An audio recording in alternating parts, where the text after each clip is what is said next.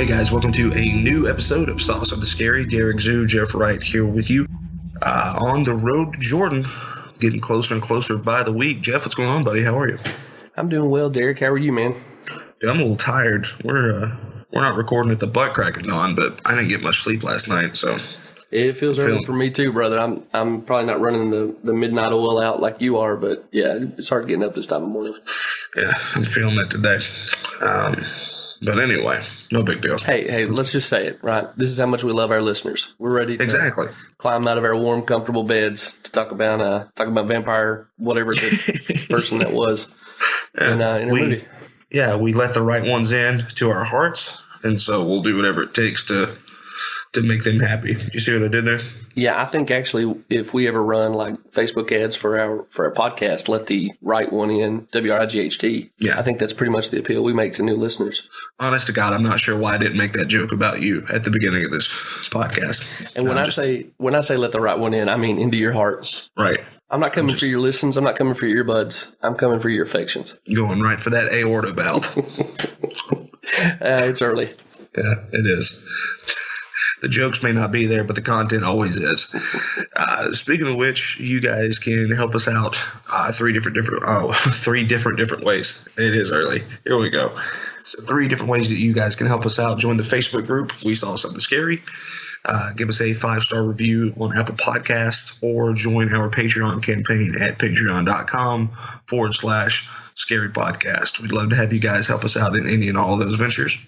But right now, let's get to everyone's favorite part of the show. Jeff hates trailers. And Jeff, I've got 3 good trailers for you this week. Woohoo! Yeah, man, I'm pretty excited about all 3 of these for 3 different reasons. So I'm going to go, we'll just start off with this. The first one is Charlie Says. Is this Charlie from Hereditary? No, thank God. It's actually Charlie Manson. Ooh. Yeah. So the synopsis on that is 3 young women were sentenced to death in the infamous Manson murder case. But when the death penalty was lifted, their sentence became life imprisonment. One young graduate student was sent in to teach them, and through her we witnessed their transformations as they faced the reality of their horrific crimes. And this stars, I believe Matt Smith is playing Charlie Manson. I mean, sign me up. If you're listening to this show, I'm assuming that Charlie Manson is a subject of interest for you too. And I don't know, man. I go back and forth with that guy sometimes on like to what degree I think he was actually a criminal mastermind, cult leader, or just a failed ex-hippie. But regardless of whether I'm on one side of that spectrum or the other, he's always interesting. Yeah, I agree. And this movie didn't, like, at the beginning of the trailer, it felt a little weird. It's produced by IFC Films, and it currently is sitting at a 6.1 IMDb rating. And so going into the trailer, I was kind of like, we'll see what happens. But the more I saw the trailer, the trailer's like 2.5 minutes, and the more I watched it, the more interested I was in the movie. So I'm going to try to track this down when it comes out. I believe it's going to hit theaters May 17th of this year. So, I'll be there. Yeah. Lord knows it probably won't come to either Cookeville or Branson, but I'll track it down when I can find it. Yeah, same deal. Eventually it will come to Amazon. Tends to be the way we find these things eventually. So I'll be there. And I know I've mentioned this before on the podcast, but if you're one of those people who loves listening to podcasts beyond just this one, the You Must Remember This series on Charlie Manson is an absolute must listen. It's like 7 or 8 episodes, and I could not recommend it more highly. Oh, cool. Will you put that up in the Facebook group, please? Yes, making myself a note now. That'd be awesome. All right. So Charlie Says, like I said, May 17th. The second trailer I've got for you is called The Outer Darkness.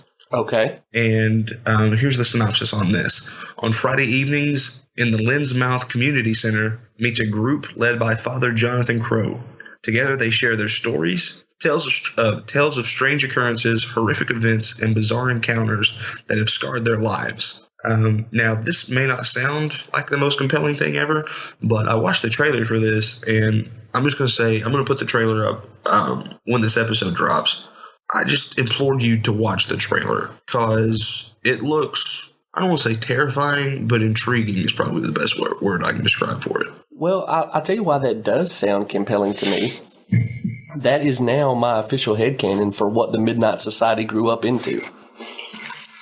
Well, I mean, that's not a bad way to look at it. Clearly, the nerdy dude who was, wore glasses and always, I think he was the one who threw the fire into the, through the, whatever that magic powder was into the fire. He went into the priesthood. Turns out his name was Crow. And he stayed in contact with those guys. Okay. Yeah, that would work, but you probably need to see the trailer to see why it won't work. Oh, no. Okay. So we can't spin this out to where, like, their interest in scary stories open them up to dark and mysterious forces? No? Not with the person who's leading. If the person in the trailer is Father Jonathan Crow, then it's a completely different thing. And maybe, I mean, you just have to see the trailer. I'm assuming I've set myself up poorly here, so I'm really interested to see the trailer just to see where I've goofed.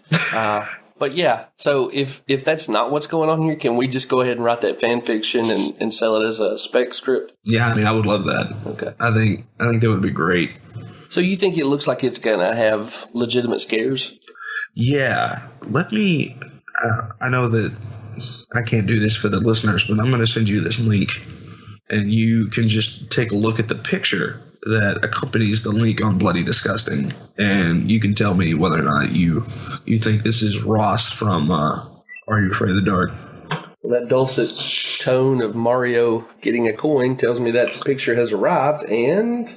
Oh, sorry. His name was Gary. His real name was Ross, but he played Gary on Are You Afraid of the Dark? Did you get that? I did, and I like the visuals. Yeah. Okay. What do you want to call that guy? Rotten Pumpkinhead? I guess so, man. Like, he's what happens when Pumpkinhead and Jeepers Creepers has a baby. I do not want to write that script. Let's just pretend that never happened. You just don't want to put that you don't want to put that out there in the world? No, or try to enter into that place in my headspace. Yeah, that's probably smart. Okay, so anyway, man, that's a good find. I'm looking forward to it. Where does it?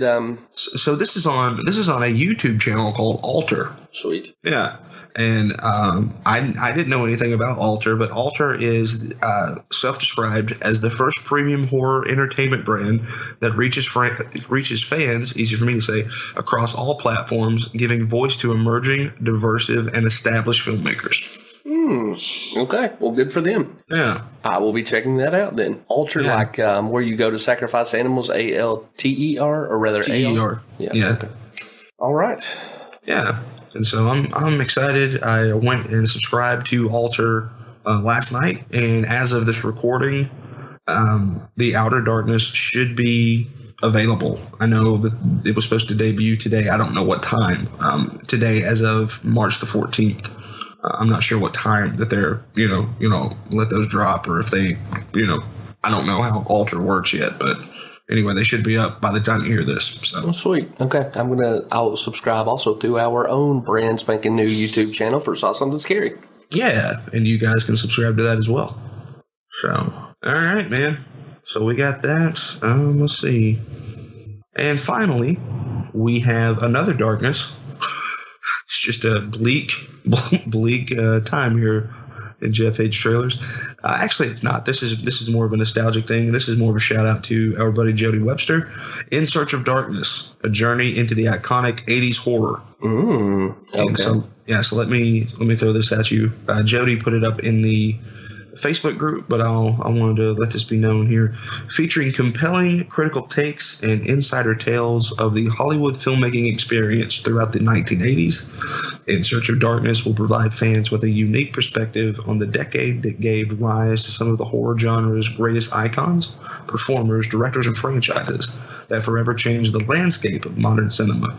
Tracking major theatrical releases, obscure titles, and straight-to-video gems, the incredible array of interviewees that have been assembled for In Search of Darkness will weigh in on a multitude of topics, from creative and budgetary challenges creators faced throughout the decade to the creative suits and practical effects that reinvigorated the makeup effects industry during the era to the eye-popping stunts that made a generation of fans believe in the impossible. Yes, and more, please. Yeah. And so this is an Indiegogo campaign It's being done by Creative VC Studios out of London, England. And they have raised, they've raised more than enough funds to make this happen. They are pushing this for, I think it's like their last push on it. They've been trying to raise funds for it since November of last year. This is the final push. It ends on March the 31st. And you can go to their Indiegogo page, which we can put that up in the Facebook group as well. If you want to grab this DVD, it is about $30 for the digital download. And then there's also different tiers that you can go to. If you want to really spend some coin on this, you can get an associate producer, or executive producer credit, which I'm going to be honest with you, I'm not going to do those, but I may throw some shekels and grab the Blu-ray or the digital download. Okay. Hey, man, anybody who wants to usher in a golden age of horror documentaries, I am here for that. Horror noir has already kind of set the bar really high, and I'm ready for all they want to bring to the table. Yeah. Do you know anyone, like, are you familiar with the work of anyone who's involved in creating this one you're talking about now? I'm not, but I'll tell you, man, I watched the trailer for it, and they went all out. Like, they've got so many people from so many different 80s horror movies. And also, the one that stuck out to me, Katie Featherston was interviewed, and she was in the Paranormal Activity movie. She was Katie in the Paranormal Activity movies, and so I haven't seen her since those movies. So it was just nice to see her pop back up on the smaller screen.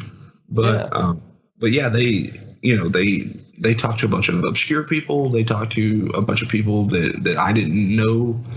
It was a bunch of those, like, oh, that's that dude from that thing. You know what I mean? Mm-hmm. And which is one of the great joys of, like, nostalgic documentaries, right? Yeah, absolutely.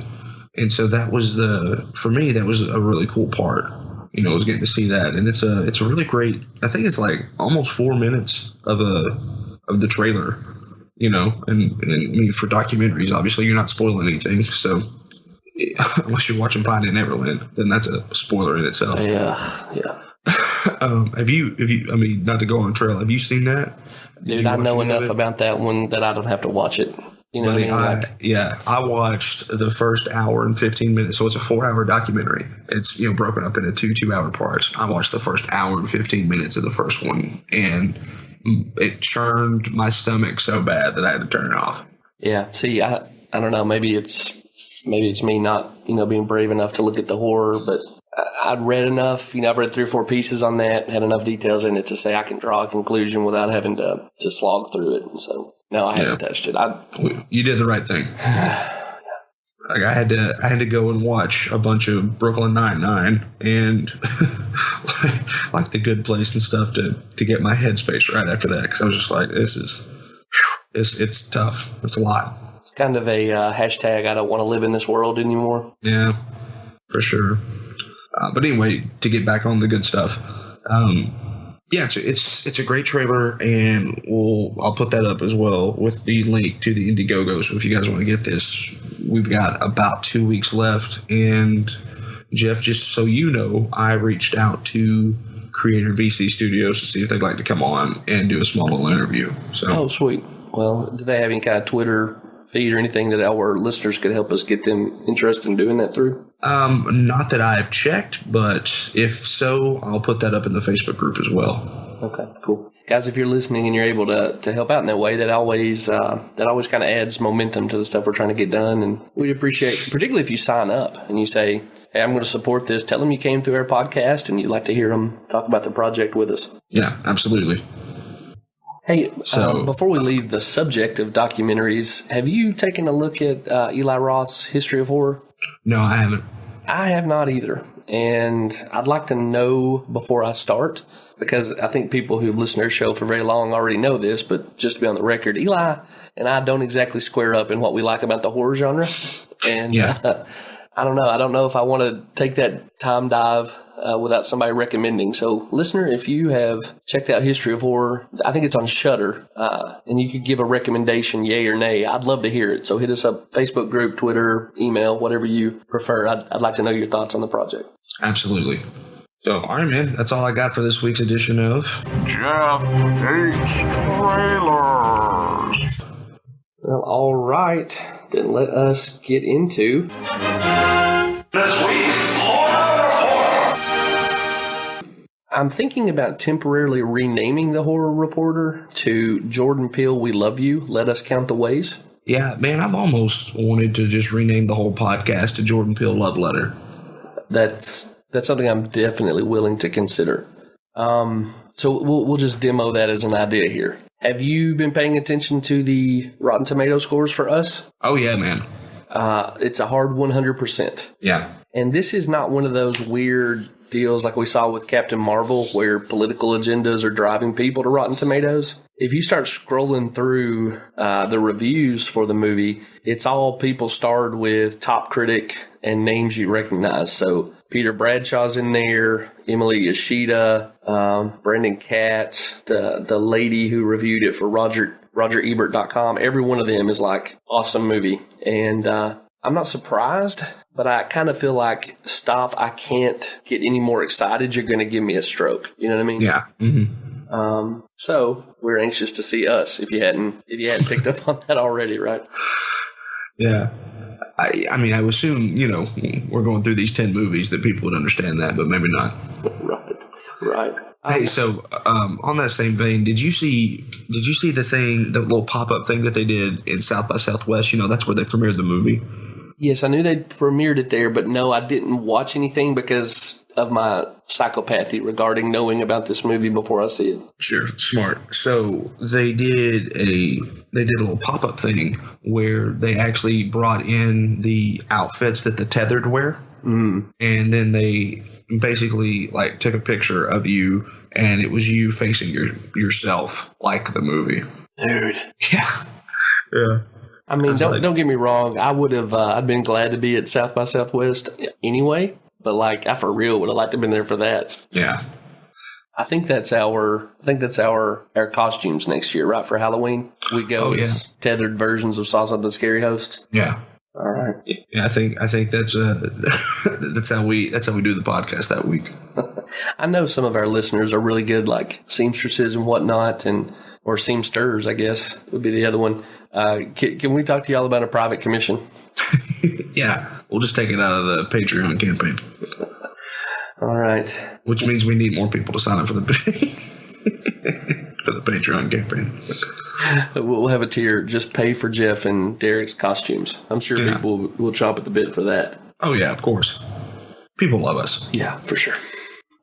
Speaking of Jordan Peele and things that people love, he did an interview with the Wall Street Journal, and surprise, surprise, we deeply resonate with his horror tastes. So I think but if you had to guess, if you could go to that space and pretend like you didn't know, if you had to guess, what would you think Jordan Peele's favorite horror movie icon is? I mean, a character from a horror movie. I'm either going to say Freddy or Michael Myers. Okay. I think I would have guessed Candyman. Oh, yeah. That's a good call. I know that I've heard him talk about Candyman, and I know he's also a huge fan of the People Under the Stairs. Mm-hmm. Anyway, I would have went Candyman, and I don't even know the villains and People Under the Stairs well enough to name them. But anyway, you guessed right. Surprise, surprise, horror prognosticator. It is Michael Myers. So I think everyone knows, or if not, let me go on the record again. We're big fans of the Halloween franchise, and anyway, Peele told the Journal when they asked him about his favorite villain, he said, "I'm going to say Michael Myers." Listen to this, Derek. He's not even evil. He's just curious. I've never really thought of Michael Myers as like an open-minded inquirer. He goes on to say, you can't talk him out of whatever he wants to do. And he'd always do that thing where he'd stab somebody, and he sort of turns his head like, oh, this is fascinating. I'm familiar with the head turn, but I guess I've just never really figured Michael for one who's exploring his curiosities. And you know what? That's what makes Jordan Peele, and that's what makes you and I, you know? Yeah, that's true. continuing the theme of like surprises in the best sense, he says that the first horror movie that really scared him or really got to him was The Fly with Jeff Goldblum. Okay. True story. I've never seen that. You've never seen The Fly? I've never seen The Fly. I don't know why. Wow. Dude, that's interesting because to circle back to the 80s documentary, The Fly is one of those films that they talk about or they splice a little bit of footage into.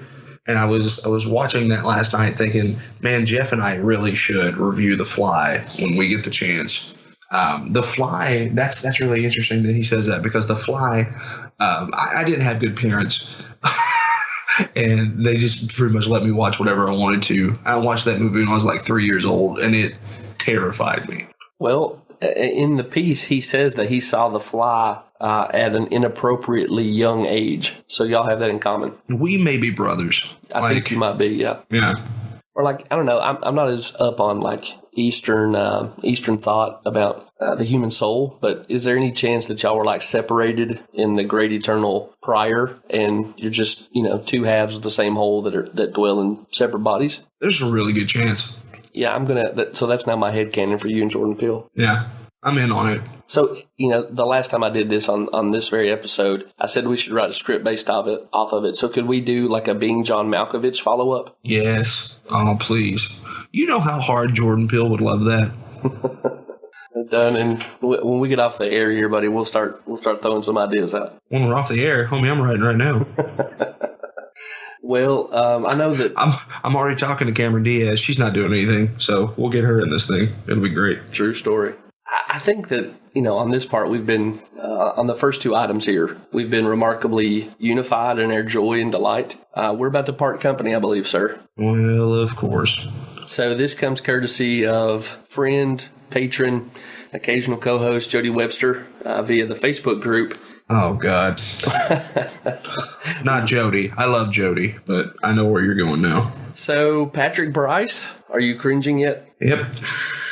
He's talking Creep 3, and here's what we're finding out. They've got an idea they're really excited about. So, terrific. We're getting Creep 3 in the near future, baby, and I could not be happier. But there's just a little bit of sadness because I know it doesn't make my friend Derek smile. If there's ever a time for Thanos to really show up and snap me out of existence, now would be the time to do it. It's just it hurts me to hear you hurt, Derek. Particularly when I love it. So Bryce was talking to Something Ghoulish, and he said, as I just mentioned, we finally found an idea that we're really excited about. One of the things we want to keep true with these movies is that they're still small scale, keeping the focus tight. Letting it be something that sort of orbits around Mark Duplass's character. We found something we're really excited about. We're still in the process of writing. I can say that. And he goes on to say that he just got hired to direct another film. That's a horror film that's being Bryce still. And so he's going to try to get that movie shot later this year. And then he and Duplass have to find an overlap in their schedules to make Creep 3. And I'm rooting for that overlap to happen soon, brother. Yeah. Can't wait. Can I just tell you my idea for what I would do with Creep 3? Yeah, I'd love that, actually. Tell me if you'd watch this. No. Duplass and the woman from Part 2, reenact, what was the Woody Harrelson movie, Natural Born Killers. So they take Natural Born Killers as their roadmap to America. Okay. And they just go on a multi-state killing spree that is full of narcissism and awkwardness. Okay. And then at the end, they're shot down in a blaze of glory. Writes itself. Okay. Yeah. I would watch that as long as I didn't have to see Mark Duplass's penis again. Yeah. Definitely with you on that. Yeah. All right. Well, I'm sorry you can't enjoy that more, but I'm pretty happy about this. I want to see this Part 3 come out ASAP. Yeah, you know what, man? For your sake, I hope it does. Also, for my sake, I hope nobody asks us to review it and that I never have to watch it. That'll be a Patreon exclusive where I go solo, I guess. Yeah. So if you guys want to hear Jeff's thoughts on Creep 3, you can sign up for Patreon for just as little as $3 a month, and you'll get that bonus episode of Jeff talking about that movie. And you know what? That'll be the best for everybody, because then I don't have to watch it, and that'll be amazing. Derek, it just started raining here in Middle Tennessee while we're recording, and I think it's because of the sadness in your voice. It's good. Last item I got for you that, I don't know, maybe it'll perk you up a little bit, depending on what you do with Stephen King's more fantastical works, also courtesy of Jody. Stephen King and Peter Straub long ago wrote a book called The Talisman. Okay. And fairly long ago as well, Steven Spielberg bought the rights to it. Oh, okay, cool. And I guess there was this time in history where it was going to be turned into a TNT miniseries. But apparently it's going to go to theaters in the continuing Stephen King renaissance. Interestingly enough, this one has never been adapted for the screen in any way, so it's super rare among Stephen King's works.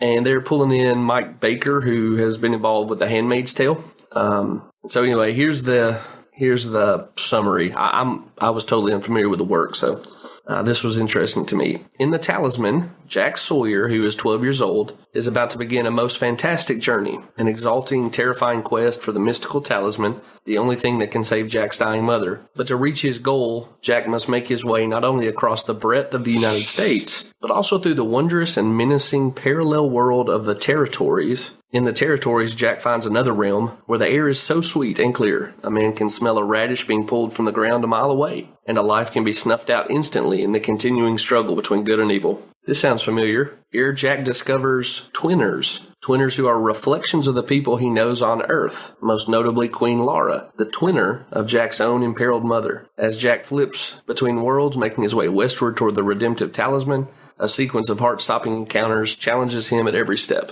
Oh, okay. So, scale of 1 to 5, how interested are you in seeing that?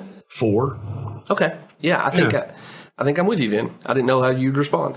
Yeah, I'm always down for some Stephen King, and if Steven Spielberg's getting into it, then it sounds like a pretty good little deal, man. So I'm in. Yeah, I think I love Stephen King, like you just said. I particularly think he's strong in doing coming of age tales, which this sets up nicely for. Mm-hmm. And Spielberg tends to do childhood wonder and coming of age pretty well too. I don't know if he still got his fastball, but I'm willing to believe. Yeah. I don't know, man. I've kind of soured. Is Spielberg the one that's like warring with Netflix right now? He is, isn't he? Yeah, I think he's the one who's been like talking about the sanctity of the movie theater experience. Yeah, which I'm almost with him on that, but I don't know. I feel like we're very much proponents of make your art, right? Yeah. Here on the show, and so I kind of feel like come on, Steven, don't stifle other people. You had a great run and continue to have a decent run. Did you watch Ready Player One? You did, didn't you? I did. I love that book, and I thought the movie would have been perfectly fine if I hadn't read the book first. Yeah. That movie should have been a trilogy. Yeah. Excuse me. Yeah, they fit a lot into that. Yeah. Had to take some shortcuts, I thought, kind of undercut the material. So, yeah. I mean, visually, it was really faithful. But in terms of the story, I just felt like they cut it down too hard. Yeah, I would agree with that. I enjoyed it, though. I watched it a couple weeks ago, I think, for the first time. It was on HBO. Yeah. And I watched it and enjoyed it more than I expected to, which was nice. But yeah, so I agree with you. I bring that up to say that I agree with you, and Spielberg probably doesn't have his fastball anymore, but he's still throwing probably 80, 90 mile an hour heat. So yeah, savvy. He can still get a guy out, right? Yeah, exactly. Just to tie up that section about going after Netflix and small screen distribution. I love the movie theater experience. I mean, it still feels special to me to go to the movie theater. Still a big deal. But like you said, people have to get a foothold in competitive environments. And if YouTube and Amazon Prime and all those things let people get their art out, I'm in favor. Yeah. And this isn't actually a problem. It's just hard. It's hard for me to hear someone lecture people about going to the movie theater when I bet they haven't went to a general audience screening in 2 decades. Yeah. Yeah, that's actually a really good call. So I mean, I get it. I like the theater experience too, but I wonder when the last time he sat next to someone who thought a running commentary on the movie was what everybody in the audience wanted. Yeah. So it is a little grating. Yeah. I would like for Steven Spielberg to have watched it with us when we went and watched it in theaters and had that unruly child and those idiotic parents that wouldn't take the kid out. Mm-hmm. Yeah. I do think that actually, I mean, this sounds too like I have too much animus. I'm not really angry, but it sounds like somebody who's not willing to mingle with the hoi polloi. Yeah. Telling the hoi polloi what they should value. And I don't know, maybe it's my inner redneck, but I bristle at that. Yeah, he to channel Ready Player One, he's the Ben Mendelsohn character in that, and we're all just trying to survive out here. Yeah, there you go. That's a really apt metaphor. Yeah. So I tip my cap to you, sir. Suck it, Spielberg. Turned your heart on you. Stick that in your small screen, pal. Yeah, go Raider your Lost Ark with that there, pally. Whoa, we're going. We're just going to keep firing. Yeah. Derek, that is going to bring us to the end. This has been this week's Horror Report. So are you ready to pull the curtain on Let the Right One In? Yeah, man. Let's do it. Have you seen this before? No, sir. I haven't. Before we get into it, Wahlberg. What? No. Spoiler alert. Man, see, this is the week I remembered. And I was going to set up and say, have you seen Mark Wahlberg before? Oh, dang it. Man, Derek, it's raining harder now in Middle Tennessee. My goodness. I say we just delete this whole thing and start over. Yeah. Give me a minute. I got to find something to wipe my eyes with. That's fair. So, are you a Nordic movie fan? Well, Jeff, I mean, you and I have been friends for over 20 years. You should know by now that I most assuredly am. I'm trying to think of the stuff I've seen from that country. You want to start? From that Thor. part of the world, rather. Thor. Touche. The girl with the dragon tattoo. Yeah, I think that's really the only other piece of cinema that I've watched from this region of the world. I can't really think of anything else off the top of my head. I watched The Snowman, which is Michael Fassbender. Michael Fassbender. God, that movie was terrible. Man, the book is so good. It's one of those where I'm like, how did such a good book end up being such a bad movie, particularly when Michael Fassbender's in it? Yeah. So basically what we're trying to tell you guys is stop watching movies and just read them more. Well, I hope they don't quit watching movies, but yeah, it's hard to go wrong reading good books. Well, then balance your life out, you cowards. Derek with the prodding stick to our listening audience. I have watched a TV show that I think is based on the Kurt Wallander novels from Sweden. Okay. I think I've seen that on Netflix, and I can't remember many of the details, but it's kind of a gumshoe hoofing it around on snow-covered streets. You know, it's pretty good. Okay. But this is probably within, I don't know, this Let the Right One In is among the 5 or 6 things I've ever seen coming out of Nordic horror and Nordic thriller genres. Do you have any initial thoughts on this that you'd like to start us off with? I do, but I also don't know how quick we want to get into like how you rate the movie and how favorable you find it and things like that. So I'm gonna refrain for the time being, and you steer the ship, Captain, and I'll chime in when needed. Well, here's my first thought on this movie. Okay. It's going to be really hard for me to review this without sounding like more of a goofball than normal, because I don't know how to pronounce umlauts. Okay, that's fair. Like Oscar and Eli, cool. I'm with you. I can do that. Right. But the old man who we first meet, who is like caring for Eli, yeah, Hawken. I have no idea how I'm supposed to pronounce that. Yeah, that's pretty much it. And then the kid who plays Oscar, yet again, another umlaut. Kare Hedebrandt? Yeah, that's it. Okay. All right. Well, then we're there. And apparently, like these, again, this is not a problem with Nordic language families. It's a problem with me being a redneck American who doesn't know any other languages except some Latin and Greek. Hey, man, what's that squiggly line above that? How come y'all draw your names with art?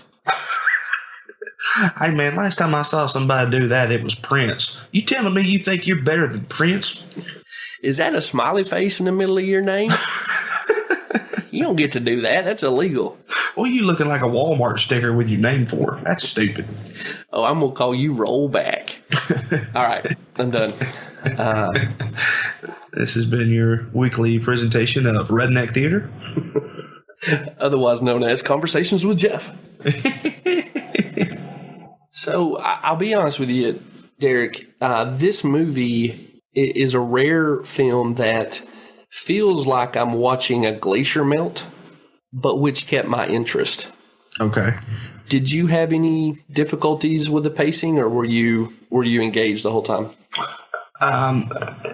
No, there were some pacing issues for me, but I don't know, man. It's okay. So I think we talked about this a little bit on last week's episode. So this movie came out in 2008, and then there was a movie in 2010 that came out called Let Me In, which is almost a shot-for-shot remake of Let the Right One In. I say almost a shot-for-shot remake because there are certain things, if you go back and watch both movies, which I did this week and I regret it. If you go back and watch both movies, you'll see that, like, I'll tell you this before. Let me get on a tangent real quick. After watching Let Me In, I'm very worried about what Matt Reeves is going to do with Batman. Oh, okay. But not a connection I had anticipated, but okay.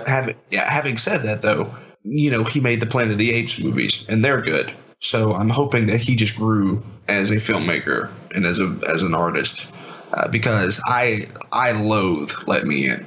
Oh, okay. Loathe it. Well, let me put a pin and come back to that, because I think there'll be an interesting conversation between us on that subject. Okay, that's fair. I'll tell you, on the pacing thing, it enhanced the movie in this way for me. When things turn shockingly violent or obviously supernatural, the fact that everything had been so languid at that point, up to that point, made me feel the weight of the supernatural evil weirdness much more heavy. You kind of feel like you're watching snow fall on the ground, which I guess in some cases you literally are. Yeah. And then all of a sudden a guy gets his throat ripped out. Right. And you know me, I'm not a gore horror fan, but it worked in that way for me here. That it's sort of the juxtaposition at the heart of the movie. This little tender-looking, vulnerable-looking girl is actually feeding on innocent, people in this community. Yeah. I think the pacing and the introduction of violence actually works to magnify the viewer's experience. Does that make sense? Yeah, absolutely. What do you think about the leads, the two young leads? Man, I thought that they both did a really great job, and I went back to see what else. Lena Lederson, what's her name? Lena Lederhosen? Come on, Jeff. Don't do that. Jeez. Come on, bud. You're better than that. Yeah, what's her last name? Leanderson. Or Lenderson, excuse me. Yeah. I went to see what else Lena Lenderson has been in, and she hasn't done anything else. I know, isn't that weird? Yeah. I figured she would be like another, who did it? Rooney Mara? No. Mm-hmm. Well, for Liz Salander, right? Yeah, but there was somebody else. It wasn't Rooney Mara did the American version. Who did the, golly, she was I'll find it. I can help you out, buddy. I've got this handy-dandy internet browser right in front of me. Numi repents. There you go. Yeah. She got a lot of critical praise for the girl with the dragon tattoo, and then she went on to do a few. She's been in several different things here in America since then. She was in the Jack Ryan series on Amazon with John Krasinski. She was in Bright, that Will Smith Netflix movie. Mm-hmm. Alien Covenant. Sherlock Holmes. So she's been in, a lot of different things, and I could just see Lena Lenderson being the same kind of like crossover star. And so it really surprised me when the last thing she was in 2013's Broken Hill Blues. which is another Swedish movie. And after that, we don't really, we haven't heard anything from her. So it's crazy to me that 6 years has gone by and she hasn't. Maybe she just pieced out and didn't want to do it anymore. Sure, and that's every bit her right. But I'm like you. I would have projected bigger things for her had I seen this the year it came out. Yeah, and to that extent, Kari Hedebrandt hasn't done anything since 2014's Atka Manascore, which yeah, baby, German. Give yourself to the strange spelling. Yeah, which was a German movie or a Swedish movie, or no, it wasn't. It was a TV show. Okay, so. I don't know, man. It's weird. I thought both of them did a wonderful job in this movie. Yeah, I think Lena's particularly good at understated, which is really needful for the character she's playing. And I'll have to tell you this off air for fear of doxing a friend of ours, but she looks just like one of my good friend's daughter, and it's really surreal watching it happen. Oh, wow. Okay. So anyway, I really valued her performance, but I thought Kari Hedebrandt was incredible. Yeah. I mean, the bullied kid is a very familiar trope in horror movies and all other kinds of movies. I hurt for this kid, man. Yeah. And he does a good job of this is the most sympathetic portrayal of how some kids end up school shooters. It makes sense. Yeah. He's clearly playing with the idea of returning violence for violence. Yeah, to me, and so not to pull that pen out, but to me, that was another thing that I enjoyed about this movie is the characters make sense to me in this movie. Okay, and less so in the American remake. Yeah. Gotcha. So in this one, Oscar seems like he is on the precipice of evil. Mm-hmm. And there's several different times in this movie where I was like, oh yeah, this kid could kill and be happy about it, right? Well, but don't you get the sense that he's doing what he can to not go over? I feel like this is a tender-hearted child and basically a peaceful child who is just being pushed over the edge, not running toward it. Does that make sense? Yeah, I guess I didn't feel that way. I felt like he is a very timid child and stuff, but I felt like that he had those, underneath everything, he had those, I don't want to say evil tendencies, but he's not going to, okay, so if she needs him to kill for her, he's not going to be upset about it, I don't think. I think he's going to take that anger and frustration out. You know what it reminded me of? It reminded me of that song Jeremy from Pearl Jam. Yeah, right. And that's where I'm coming from on this. Maybe he's not inherently evil, but as compared to the little kid in Let Me In, that dude was a goober.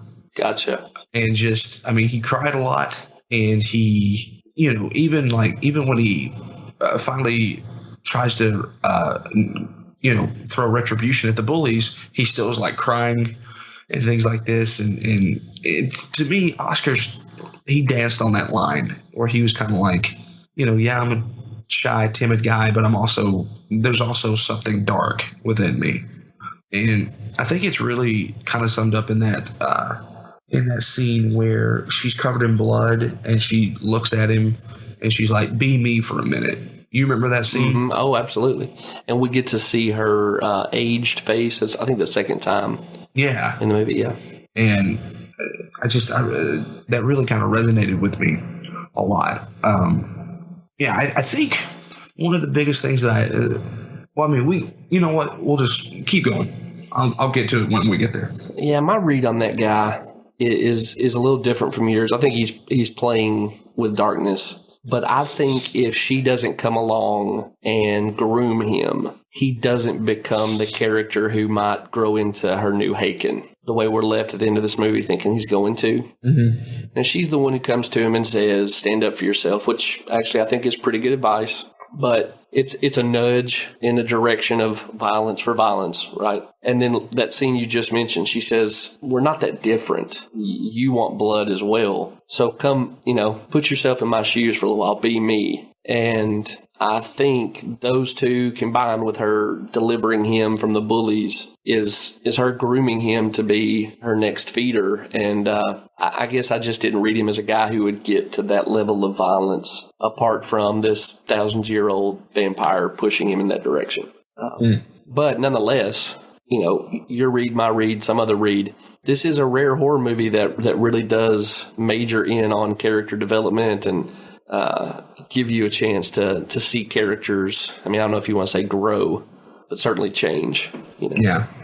I appreciated the way they did the supernatural stuff in this movie. I know we'll ask later if we saw something scary. I don't think of this movie as particularly scary. Yeah. I specifically don't think the girl attacking victims is scary. But the one that got me? What's that? Is when Haken or whatever has poured acid on himself and he's in the hospital. Mm-hmm. She walks in and asks the nurse where her dad is, walks back out. We see the nurse come out, and then in the background, Eli is scaling the wall. Yeah. And that was really pointed for me. I was like, ooh, that's pretty creepy. Yeah, because she comes out of, I mean, she really does come out of nowhere on that. Where you're like, oh, crap, there's a girl climbing a wall. Yeah, exactly. Yeah. So, again, it's one of those deals where, like, the slow pacing with, like, nothing of particular visual interest going on with a hard and direct presentation of something supernatural really, really landed for me. So, last question, then I guess we can talk about some of the American comparisons here. Do you think Eli is supposed to be a sympathetic character? Yeah, I think so. Did you feel sympathetic towards her? That's a good question. I guess to an extent I did. But, okay, so I kind of looked at this movie through a different lens, I think, because I looked at this trying to see the differences between the American and the Swedish version. Uh-huh. And to me, this Eli is someone who is, over like 300 years old. Yeah. We assume, and is trapped in this little girl's body, and not in, I don't know if you have went farther down the rabbit hole than I did in this, but the reason that they even cast Lena Linderson is because how ambiguous she looks. Yes, I've been down that rabbit hole. Yeah. Okay. And they say that even in the book, or excuse me, even in the movie, she says, "I'm not a girl." Mm-hmm. And the reason behind that, I guess, in the book, there is she's not a girl. She was originally a boy whose genitals were cut off. Mm-hmm. And around the time she became a vampire, right? Right. Or, excuse me. Around the time he became a vampire. Yeah. And, they kind of give that in this movie. Oh, they definitely do. And it was the grossest and weirdest part of the movie for me, if you don't mind me jumping in. No, you're absolutely right. I thought, why in the world do we need to see what's under her dress? Right. And not only is it like morally repulsive, but then you're like, what the heck does that even mean? And they never revisit it. Yeah. They never give you any exposition. And that's the reason why I wanted to bring it up, because they don't. Like, they just don't talk about it. And it's one of those things where I guess they just expect you to know what's going on. And if you don't, if you're not nerds like you and I, you're not going to know what's going on. Well, let me just put our listeners in. I'll do the Eli thing and say, be me for a minute. Yeah. So I saw that and I'm like, what in the heck is the deal with that scene? But let me tell you what you're not going to do when you have that question. You're not going to Google it. And so I'm just sitting there like, I think I have to hate this movie now because some weird perverse thing like that is just dropped on the viewer. So, thank the powers that be for Wikipedia taking me back to the novel where I can learn those details without ending up on some kind of registry for what I'm Googling. So anyway, that was a difficult position to be in for a little while until I found the wondrous resource of Wikipedia clearing up my confusion. Yeah, no, I get it. And see, that's the biggest thing that I had with the American version is I watched that with Big Al on my 25th birthday. We went and watched it. And the reason I remember it is because it's scarred into my brain, because when we got out of the movie theater, we both went, are we on some kind of sex offender list now? Because Let Me In feels like kid porn. Oh, really? Like it feels like vampiric kid pornography. Oh, and gross. and it's disgusting. And I was not a fan of it. And so I think that's why I like this movie better, is because that one scene aside, it doesn't feel as icky to me as the American version did. That's a really great point. You know, I also saw the American version in theater, and we've talked about this before. I'm just all about, if it's something I don't want to see, I'll turn away and look, somewhere else until the scene's over. Yeah. The only thing I really remember from the American version is the scene of that Eli or whatever, Chloe Grace Moretz's character, leaping on to the woman that she doesn't successfully kill. Mm-hmm. And I thought it was a better, out of everything in both movies that is, potentially going to create fear, that ambush scene is the one that sticks in my memory from both of these most profoundly. Okay. And it was basically the crux of I think I like the American version better, but I guess I've blocked out or looked away from the stuff you're referencing there. And I'm deeply with you if they leaned into that harder in the American version. Yeah, well, she just, Abby is her name in the Let Me In, and she just seems, I don't know, there's just a lot of just weird sexual tension, or at least that's what I picked up on when I watched it then. And I think my bias was still there watching it this week. Yeah. And if I'm completely honest with you, when I say watched it, I mean threw it on while I was doing work and would occasionally look up and glimpse to see what was going on, roll my eyes and go back to my work. I got you. So yeah, the only time that I've ever really focused in and watched this movie again was, when it was in theaters, and I just walked out being like, well, that was a crappy way to end my birthday. Happy birthday, Derek. Hope you like crap. Yeah. To what you're saying about the attack, it may have been scarier in the American version, but I felt it was more poignant in the Swedish version, because she just chooses to die, right? They open the blinds and the lady knows what's going on, and she just chooses to die in that hospital scene. In the American version, it's almost like Matt Reeves is thinking oh, Americans are too dumb to get this, so we got to have her gnaw her arm off, and then there's going to be this huge calamity of a fire. And I literally laughed out loud watching it in theaters. Yeah. Because she's chewing on her arm, the lady goes to open the blinds, she combusts into flames, the nurse catches on fire, that whole room starts catching on fire, and I was just like, this is ridiculous. This is the stupidest thing I've ever seen. Well, that's exhibit A for why the subtlety of this movie works then. Yeah.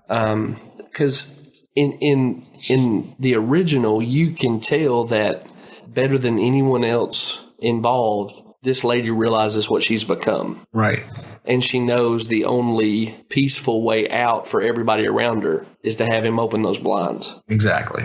And by the way, that's another one of those times where the soft pacing leading to something extreme really worked for me. I really thought it was powerful, to repeat myself, how powerful the flames were that she went up in. She becomes a human blowtorch in that scene. There's the fire is rolling off the ceiling. Mm-hmm. It looks like an oil refinery fire, and that really landed for me. It's the scene that Shudder chooses to set up for their preview screen as the movie's loading. Oh, nice. And that was a good choice.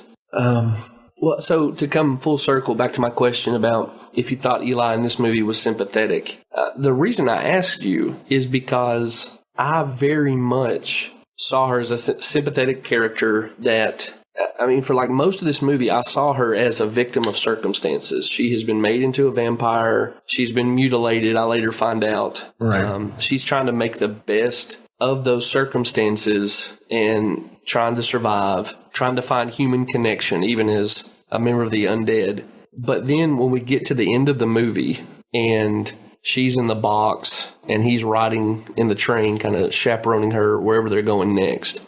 Did you read what they tap to each other on the box? Mm-hmm. So, listener, if you didn't, she taps from within the box, kiss, and he taps back to her the word meaning small kiss. Small kiss. Something, affectionate. And that was one of those like camera zoom out moments where I realized she's a sexual predator, or rather she's a child predator. She has groomed this young man to become the next feeder for her, and she's perpetuating this cycle of victimization where, you know, I really do think that her influence turned the guy that she was with at the beginning of the movie into this monster who was a serial killer. Mm-hmm. And it's like I had forgotten the scene earlier in the movie where she is just chewing that guy out for failing to bring her blood. And all he can say back to her is, please forgive me. Mm-hmm. And then I realized, oh, this is a deeply abusive, exploitative relationship. She has used up the previous guy. She found a kid out in the playground stabbing trees and realized, at least this is my read on it, realized, oh, I can nudge him and I've got my next 4 decades taken care of. And she basically grooms him through, giving affection and being vulnerable in front of him and portraying herself as a sympathetic figure. She's taken another victim. And like I was with Oscar up until the last scene of the movie when I realized, oh no, this really is a true monster feeding on people in different ways. I may have went too soapboxy there, but that is my resolute reading of this movie. Yeah, it's a lot bleaker than I looked at it. Honestly, man, I looked at it as two people who finally found each other. Because it really, to me, I feel like that Oscar kid is dangling on the edge. And again, maybe it's just because the American version makes this kid look so weak. And I would 100% agree with you in the American version. Because he doesn't seem like he wants to be there. The kid's like covering his ears and crying the whole time and stuff. But for Oscar, to me, it felt like he finally found someone that he belonged with and could be himself with. And so I understand where you're coming from. And after you said that it does make sense that she obviously is using these people.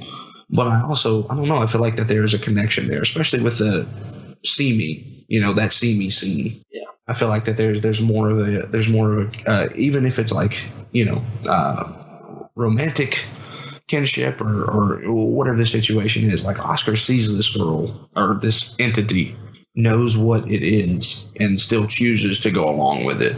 And by the end of the movie, to me, it made sense that they would run off together. Well, so here's where I can meet you. I think that's true for Oscar. I do think he feels like he's met someone who he can be himself around. And I would be with you in that particular scene, except that it now reads to me like classic grooming, where Eli is establishing a false narrative about their relationship with him. Uh-huh. And again, that last scene kind of reframed so much. So again, it reminded me of that scene where Eli is just chewing Hank or whatever his name is out. But then later in the movie, Hacker or whatever, I think I've given like 4 pronunciations so far. He figures out what's going on, and he says, I would like for you to not see that boy anymore. Mm-hmm. And I think he realizes that not just that he is seeing his replacement as the one who provides for Eli, but he is seeing the person he was brought in to take the place in Eli's affections that he hoped to occupy uniquely. And so I think, I think that Eli must have had a pattern of doing this, and that Oscar's just the next bag of fresh meat up. Okay, but I mean, she's also been around for like 300 years, so clearly whoever these people are, I mean, she's going to have. I mean, it's not like she wants to bite these guys and turn them herself. Well, so no, but it's because she needs them to do stuff like haul her around in the daylight. See, right. I think this is predatory relationship 101. Yeah, I'm going to have to disagree with you on that. Because to me, it feels like she doesn't want to be a vampire. This wasn't her, this wasn't something. I mean, this is almost a curse that's been brought to her, and she's finding these people to help her live because she doesn't want to have to kill these people. And she's finding these people who obviously don't have a problem with killing people. And so it's almost like a partnership. And the only thing that sucks about that is that these guys were old. And I mean, obviously she's going to have to find somebody else, but Yeah, I don't see it the way you're seeing it. Well, so just to give my rebuttals there, and again, our listeners can decide, and I don't expect to persuade you, but if this were a relationship of affection, I would assume she would turn the person so they could be together eternally or whatever, and then they would find someone to provide for them. But she knows that these people are going to age out, and yeah, but would you? If you're something that you don't want to be and you're forced to be that way, why would you want to make anyone else that same thing? Well, okay, so this is another piece of the pie for me. You're right that as far as we know, Eli was unwilling when turned into a vampire. That Eli is a victim as well. But there is this contrast with the woman that she attacks who becomes a vampire because she can't finish the kill. And that woman chooses a noble path and says, rather than be this thing, I'm just going to put an end to it. And I read that as a critique on Eli, that rather than perpetuating the suffering and victimization, this woman realizes what she's become and exits intentionally. So you're saying that the justifiable thing for Eli to do would just be to kill herself? Yeah. If she really understands the moral atrocities that are built into her continuing existence as a vampire, and she's really uncomfortable with it, I think she pulls the curtain. And I think that's what the movie suggests specifically. Maybe wrong, but that's what I think the movie says. I mean, that's an interesting point. Yeah, and I, again, could be wrong. It's just my read. But I will say it made for a much more interesting movie than I thought when I first hit play. Yeah. Well, I guess really, Derek, that's all I've got to talk about on this one. What else have you got in the bag from the American one? Well, man, I hated the American one. Yeah. I really did. So to me, again, I've read a bunch of stuff where they say that, it's mostly a shot-for-shot remake, but it seems like that Matt Reeves wanted to put his own take on it and really did want to try to, like, Americanize it. We get that scene. There's a scene where Chloe Grace Moretz attacks somebody, and maybe it was the girl, I forget, but it's all that, like, stupid CGI Blade. You remember, like, when GDT took over the Blade series, and, like, everybody all of a sudden became, like, Slender Man vampires and could, like, jump around, and obviously it wasn't. You know what I'm saying? Right. Yeah. And so we get that in there. He changes the hair colors, like. So in this one, Eli is dark-headed and Oscar is blonde-headed. In the American version, the kid Owen is dark-headed and Abby is blonde. Like, he just makes those, like, subtle changes. But then also, like, Chloe Grace Moretz has no personality in the American version. Yeah. She's just there. And she always just talks to me like this. I guess we can't be friends. What's going on? And I don't know, man. And to me, it's just way more in a sexual nature. Like, even like, so Richard Jenkins plays the old man. Baghead is what I call him, because he's wearing that stupid plastic bag over his head when he's killing people and stuff.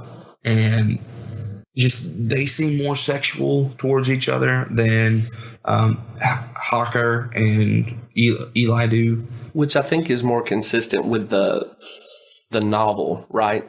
But kind of dialed back in the original film. Yeah, probably. And I mean, kudos to the original director for doing that, because it's not needed. Yeah. And it just makes me feel gross watching it. Yeah, yeah. And, again, like, to where Hawker seemed like he knew his role and knew his place in the film. I feel like that maybe the reason that you resonate so well with the American version is because a lot of the things that you're saying is how I felt about the American version of that movie, where Richard Jenkins' character did not want to continue to be the killer, and he's only doing it because he's quote-unquote in love with Abby.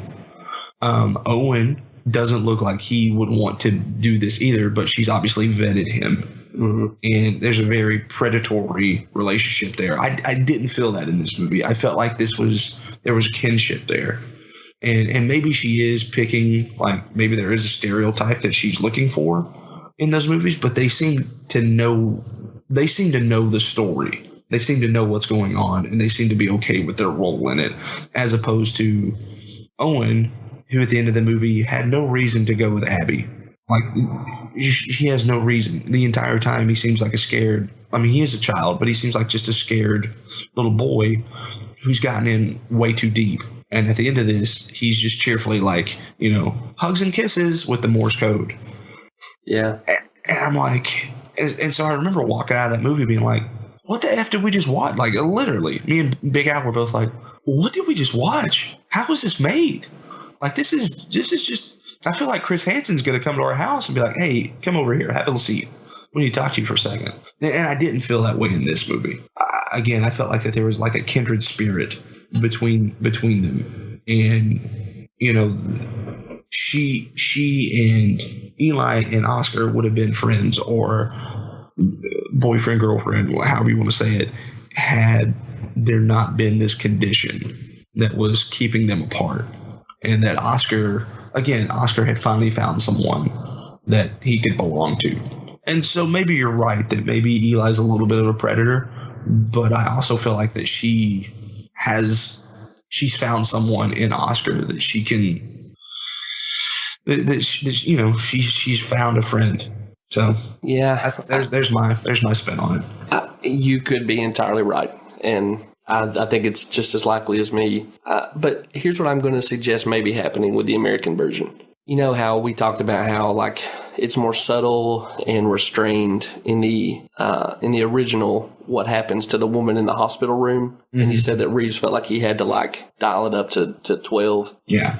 I wonder if the same deal with the relationship themes. Reeves is taking a similar read to what I am with the original and feels like he has to crank it up to 12 in the relational dynamics of the one he made. Like, I basically think the original creator of this film, the one from 2008, Let the Right One In, I think he trusted his audience to understand and fill in some of the nuances. It sounds like Reeves was like, no, let's paint it with bright red colors all over. And yeah. Who knows? I may be wrong, but that's a theory anyway. Well, either way, it sucks. Well, I'm with you on that. But I don't think that's the case for Let the Right One In. So can we get to that question, Derek? Yeah, absolutely, man. Scale of 1 to 10, Jeff, right? Where are you throwing it at? I'm going to give this a 6, maybe a 7. Okay. I liked it. I thought it was a really well-made movie, both in casting, the plot, the presentation. Just, it's not going to be like the defining one of the genre, of the vampire movie, but man, it's a really good contribution. Yeah. What about you, my man? I would actually go a little bit farther than you and say 7.5. Okay. Yeah, I really enjoyed this movie and really enjoyed. So the writer of this is actually the gentleman who wrote the novel. He wrote the screenplay as well, and I think that obviously when you've got the original author penning your screenplay, that serves you well for sure. But also, I thought this was a beautifully shot film. I thought that there's obviously we've discussed a lot of nuance and things over the last hour and a half about them, or over the last 45 minutes of talking about this thing. I thought those two kids did a wonderful job, a lot better than the American versions of it did. And I may be grading this on a curve too, because I despise Let Me In so much. And so it was just nice to see this. To me, it was nice to see this movie done well and done right. And if you're going to make a story about kid vampires, I feel like they did it in the original version better than they did in the American one. Okay, well, I'm for sure there with you. Nothing but good things to say about this one. So did we see something scary? I don't think so. I'm with you. The only time that I even kind of got like a jolt was when the little girl's climbing up the hospital. Which even in that, man, the American version of it just like draws your eyes to it. In this one, the nurse comes out of the hospital and you barely see her climb up, and once you catch it, that's what makes you jump, right? Uh-huh. In the American version, like they almost shut off all the lights. It's almost like a big neon sign saying, "Here comes Chloe Grace Moretz. Make sure you're looking over here." Yeah. But I don't think that I saw anything scary outside of that one random like, oh crap, all right. Yeah, that's unfortunate. It's the subtlety that makes this movie work. Yeah. So we've got their two questions. I've got one more for you, Derek. Have you seen a movie called I Am Not a Serial Killer from 2016? If you have, you'll recognize Christopher Lloyd in it. Oh, dang. No, I guess I haven't. I think we mentioned this like back in the earliest days of our podcast. I saw it on Netflix. It is a small little film. It feels like Let the Right One In to me. Okay. In a way that I didn't recognize when I first saw I Am Not a Serial Killer. Okay. And Christopher Lloyd is masterful. The movie is an adaptation of a series of books, actually. And it centers on this young man named John Wayne Cleaver, who is sort of, not to give too much away, but like a proto-Dexter. Okay.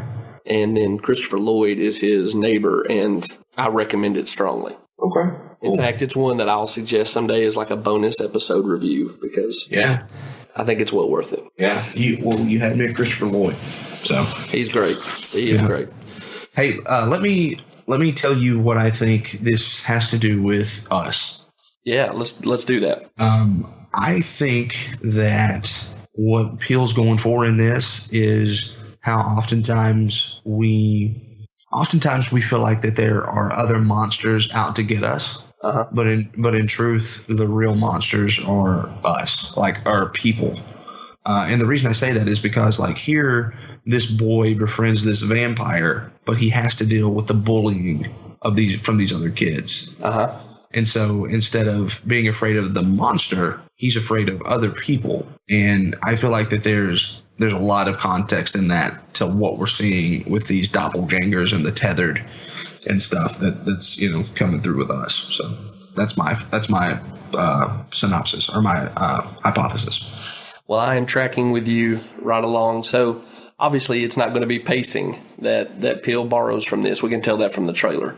Right. But I think the sense of not recognizing where the danger is coming from and that the danger may be coming from the thing you're actually embracing, I'm with you. So I don't know exactly how that's going to play out. But in some ways, the poster where Lupita Nyong'o is taking off a mask, it makes me feel like those scenes in Let the Right One In where we get to see Eli's true face. And so I'm with you in thinking that camouflaged or hidden dangers that we're unaware of is the thing that he's pulling out of this one. Yeah, I agree.